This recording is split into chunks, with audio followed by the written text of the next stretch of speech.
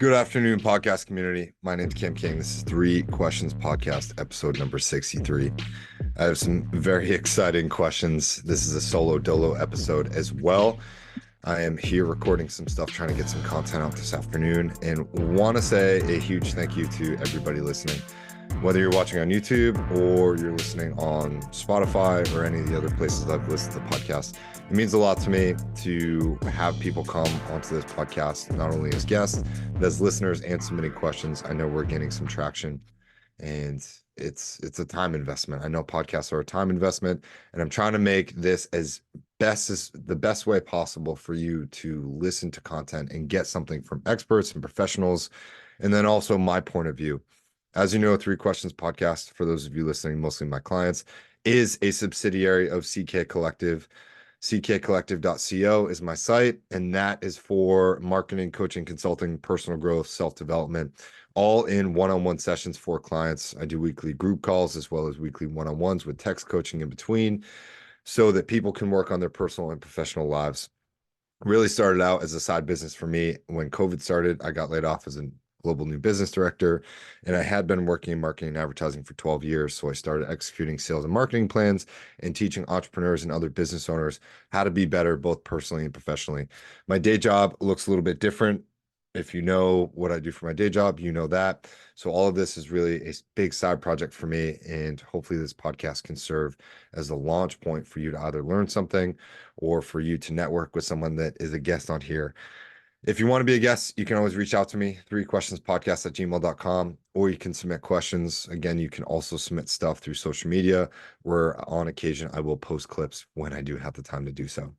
So without further ado, this is episode number 63, and we'll get into question number one. As you know, the questions are just 5 minutes a piece, and I came up with some pretty basic ones for this. I don't know that I've ever talked about these, but let's hop into it. Question number one. What is my favorite movie? Oh man, my favorite movie of all time.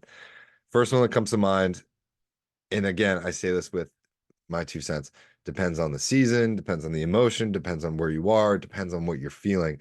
Emotions in movies go hand in hand with how you're feeling or how you want to feel. And so I'll say all time, my favorite movie that I probably have seen the most is Tommy Boy with Chris Farley. I just love that. I love a good comedy. I still think he's one of the funniest people to have ever lived, and that movie just gets me. It was embedded in me at a very young age. But right now, I think if I had to pick, my favorite movie is probably Sicario. I love the original Sicario with Benicio del Toro and Josh Brolin and Emily Blunt. Everything about that movie was just fascinating, from the music to how stone cold people are in that movie. It's just something about it. I don't know that I would ever want to live any part of that lifestyle or experience anything that they go through in that movie, but Sicario is probably my favorite movie. I love all action movies. I love, obviously, military movies, 13 Hours in Benghazi, uh, or what is it? 13 Hours, excuse me. 13 Hours, Zero Dark 30 is what I'm thinking of. Man, everything. Lone Survivor, American Sniper. I love a lot of the guys' movies. Wolf of Wall Street, pretty much anything with Leo. And it's very tough. I love movies, but right now I would probably say Sicario. I'm craving a good movie for tonight as well. I'm just getting over the flu, so I think I need to come up with some self-love time, which is just watching a movie that kind of fills your cup up, or at least takes you away from that. My favorite thing about movies, in episode 61, if you listen to that, I talked about being able to fill your cup up. And something that a client has taught me in the past was that they schedule this thing called nothing box time. This guy's so busy. He's a C-level executive at a big agency, and he's talking to me about how he fills his cup up. And one of the things that he does is he schedules nothing box time into his busy schedule. So if you're like me and you write things down in your notebook about what you're going to do, and I have everything from my 6:30 wake up to my 8:30 p.m. studying to everything in between. I have every single hour of the day mapped out. And as I look at that right now, I'm behind schedule of where I wanted to be. But how I fill my cup up now is I schedule nothing box time in, to just say, nope, I'm not working. This is dedicated time to do nothing. And I think more people should try and do that. So in episode 61, simply talk about operating from a very low, very filled cup, and how often that led to burnout. And I think for you, if you think about your favorite movie and then schedule in some time to do that, that's self-care, that's self-love, and that's one way that you can start to fill your cup up more often, which is why I came up with the question of my favorite movie, because I'm in need of filling my cup up a little bit more, and doing some nothing box time as a reward for getting some work done can be a good thing. And if you reward yourself too often, you completely kill your motivational drive to get anything done. So do not put the reward before the work. And if you start to randomize your rewards after doing the work, that is a way that will incentivize you to work harder or work more often for a potential reward. So that's it. That's all I have for question number one. I'm going to cut it off there. Question number two: what is my favorite music? It's pretty funny. I want to talk about brainwaves really quick, because there are brainwaves that people should know and understand, and you can actually induce different brain states in different moods and emotions by inhibiting or listening to different frequencies or sounds. One of my favorite apps, most commonly used apps on my phone, is an app called Brain Waves. And they have hundreds and hundreds of different meditations. Insight Timer is also really good too for meditation and breath work and just other frequencies. But brainwaves, you can actually, they've narrowed it down. So if you want to study, or if you want to fall asleep, or if you want to wake up, you can actually listen to a different frequency. 432 megahertz is a primary frequency of nature. So when you're walking in nature without technology, you're actually being affected by nature's natural uh, uh, wave, which is 432 megahertz, which has a healing aspect to it. It's a healing component, and it actually can fill your cup up. That's why people feel so good in nature. I swear to God. And what happens when you induce these different brain waves and brain states? You have things from alpha waves to beta waves to delta waves, theta waves, and I think even gamma. And theta and gamma can be used for imagination and or sleep, kind of creativity type stuff. However, alpha and beta brain waves can primarily be used for work, and then delta and even gamma waves can be used for sleep or sort of meditation purposes. And these different brain waves will literally change your brain's activity depending on how long you listen to them for. And it can be really productive. So if you're in a work mode, listening to alpha brain waves for a long time can inhibit, for too long, it can inhibit anxiety. But for a long time, about 45 to 50 minutes, you can actually get a lot of work done. And what happens is, if you look at today's modern music, if you take these brain waves and these different frequencies out that are out there, you can actually see and apply them into a lot of different things. One of my favorite genres, Spotify will tell you, is metal. I love metal and hardcore stuff, and I love that. And that there's a lot of actual like alpha and beta brainwaves in there. Obviously, there's a lot of screaming and heavy drums and heavy guitar, and I love it because it gives me energy. I find that music really is energy giving for me. It doesn't really take it away, but if I listen to other music, I find it to be very distracting. And I've started to look at different types of music and what kind of waves or frequencies that are layered into it. And a lot of them are actually really distracting. So, for instance, 432 megahertz is a frequency of healing, of relaxation, of sleep, of nature. That's a primary one. But 440 megahertz can actually induce anxiety and depression. And that's layered into a lot of movie soundtracks, and especially very intense scenes that are drawn to make you feel uneasy, especially in horror films or something. I don't have any concrete examples right now, but my looking into this is it's very interesting. So, ipso facto, long story short, when I do work, sometimes I will listen to metal. Also, I'll listen to like deep house music. If I really just want to like get moving and grooving, I'll listen to deep house music. I tend to go for like EDM or metal. I very rarely put on things like, like Latin jazz music or whatever else, but I can't do country music. I can't do any of the regular normal pop stuff. I hate it. It just doesn't speak to me. It doesn't resonate with me. But loud, fast, heavy music and fast electronic music are like my two things about how I balance out, especially when I'm working or when I'm in the gym or when I'm driving. Anything else is just kind of, I can't do it. It doesn't really make me feel anything. And those two genres are probably my favorite genres of music. And if you're watching on YouTube, one of my favorite bands is Veil of Maya. I think they were my number one on my Spotify playlist. So that's all I have for that. It's about 4 minutes, teaching a little bit about brainwaves. And I'm going to stop it there. So, question number three, favorite morning routine. This is a pretty simple one. And when I think back to a period in my life about when I was absolutely crushing my days, it was shortly after I got laid off as a global new business director. This is probably April 2020. And I thought about starting this consulting company for a few months, and I decided not to for a couple weeks. I applied to about 200 jobs and I got zero interviews. I was living in Denver at the time, and I was like, screw this. I'm gonna start my own company. I started CK Collective, and I said, I'll figure out what that is. And then it got into marketing and advertising and teaching that and executing sales and marketing plans. And now it's more personal development and coach based and one-on-one based. And I had a mentor at that time who put me through a dopamine fast.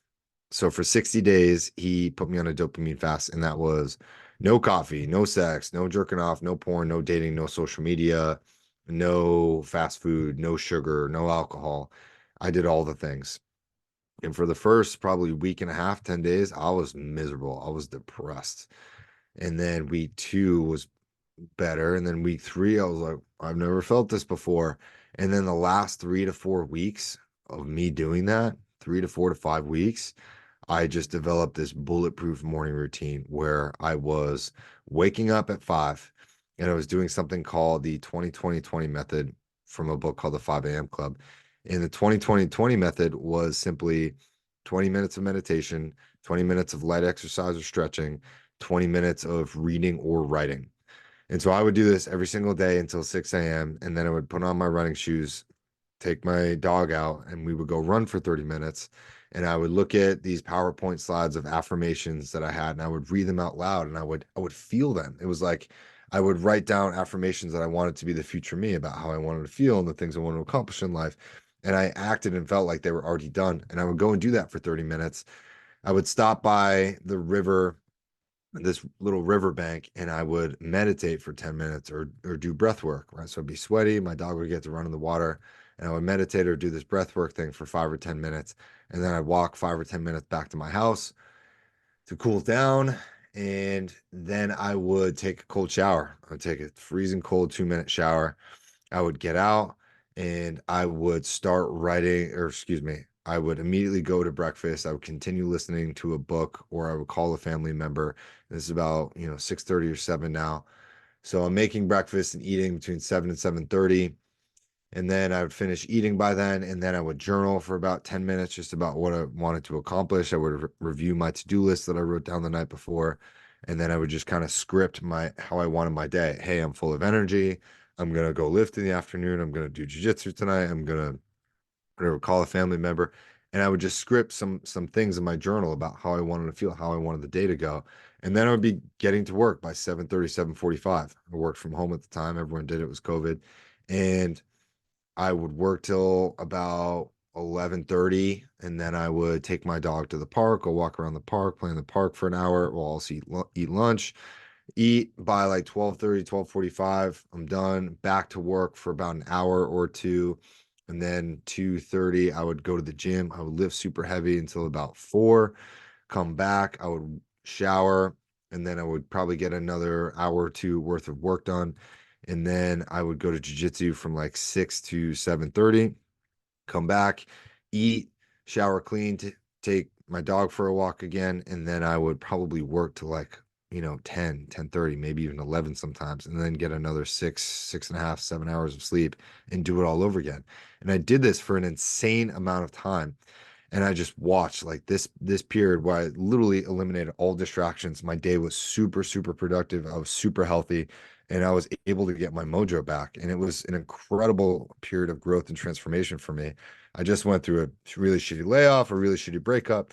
In this period where I pushed everything out away from me, did this dopamine fast, I was able to get my mojo back. And then I was able to say, okay, like, cool, I'm ready to start dating now that my cup's full. I'm ready to, hang out with my friends again. I'm ready to get back on social media. And I remember by pushing everything out, I was able to start bringing things in again at a much easier, much better pace. And that morning routine turned out to be an entire daily routine. And I did that for like 5 or 6 days. I did that pretty much 7 days a week. I was kind of working all the time. Weekends, of course, I'd go for hikes and spend time with friends, but it was an incredible period obviously I was living the bachelor life too at that point, but like putting out dating and all of that other shit for like 60 days, I got so much of my energy back.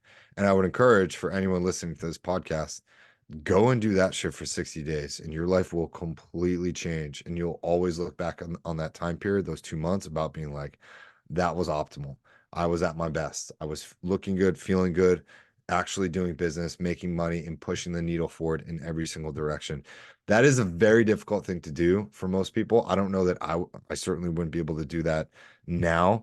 But looking back for anyone who's at a low point in their life and is able to sort of construct these routines, doing something like that that seems wild and rational is exactly what you should do. That's what you need. That's how you're going to experience the most growth in the shortest amount of time. Yes, it's going to be tough, but I guarantee that will change your life. I can't say it enough.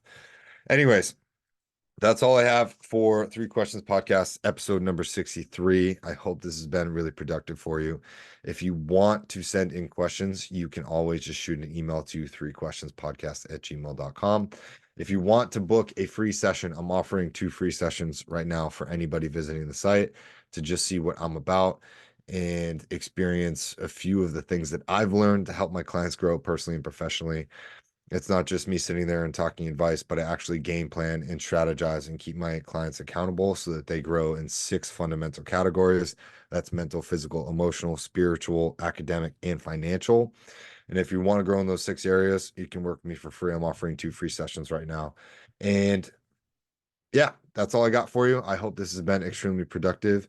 And I can't thank you guys enough for listening. If you want to sign up to be a guest, you can go to ckcollective.co, click on the podcast tab, enter your information. I would love to have you on. You can talk about whatever it is that you want. Nothing's off limits here. But these are quick hitting podcasts designed to share information, disperse information, so you can listen to this in 15 to 20 minutes and be better for it. That's why I started this. This is all for you. Thank you guys very much. And I will see you guys in the next one. Peace.